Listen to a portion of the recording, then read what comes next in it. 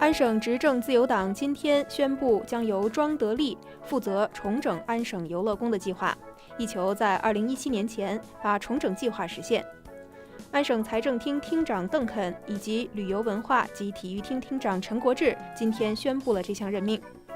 庄德利是前安省保守党党魁，也曾经角逐过多伦多市长，是华人社区熟识的人物。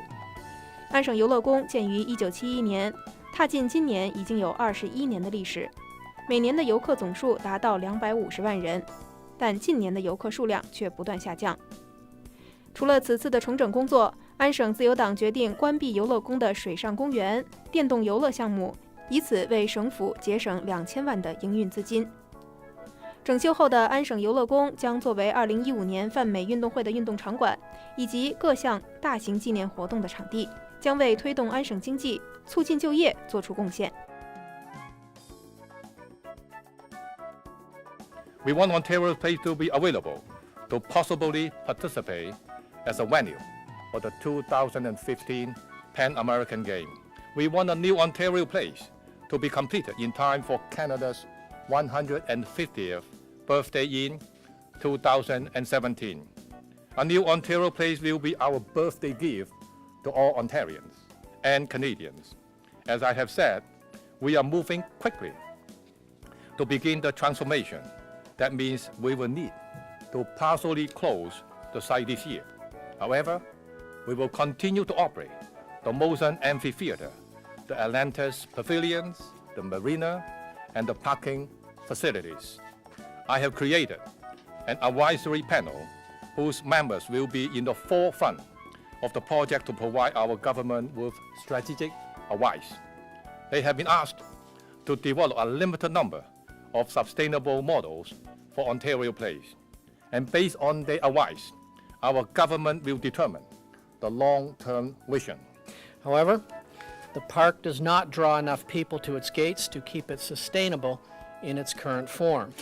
The transformation of Ontario Place is also an opportunity to modernize an iconic attraction and improve the way it delivers cultural, leisure, and entertainment services to Ontario families.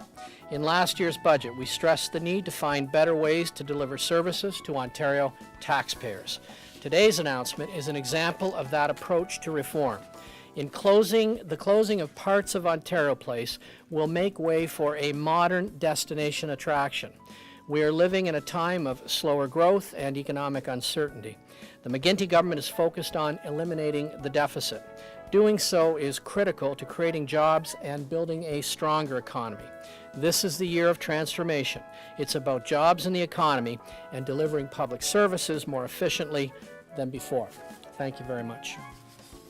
How can you assume that you will create all shot and you will, years from now, be coming up with a better Ontario Place if you don't have any plans right now? I mean, it's just hard to believe that you're going to find a magic solution at that time. Well, we do have many input. I mentioned before, 36 wonderful presentations.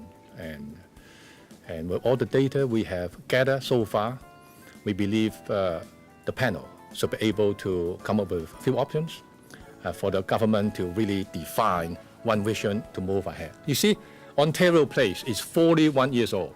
Don't blame Ontario Place, all right? It's the passing of the time causing Ontario Place not being sustainable, okay? This is nature. This is Mother Nature governed. And we, as the minister just mentioned, it's $20 million with the pump in there every year. Oh, and if we do that for the next 20 years, okay, with inflation included, and more restoration, more maintenance, we calculate it will cost $25 billion. Looking to Chicago as a blueprint, you mentioned Golden Mile. No, we're looking for Torontonians, and that's why we did the request for information. It's got to be very much reflective of this community. I just use that by way of example as something, you know, can you imagine dry docking boats in the wintertime on the Golden Mile? I can't. That's one I'm particularly familiar with. And it's time. We've studied this thing, we've studied it, and the amount of subsidy we get, Michael's got to wrestle with a very tight budget. So he's got to choose between $20 million when fewer and fewer people are coming, or let's get on with it.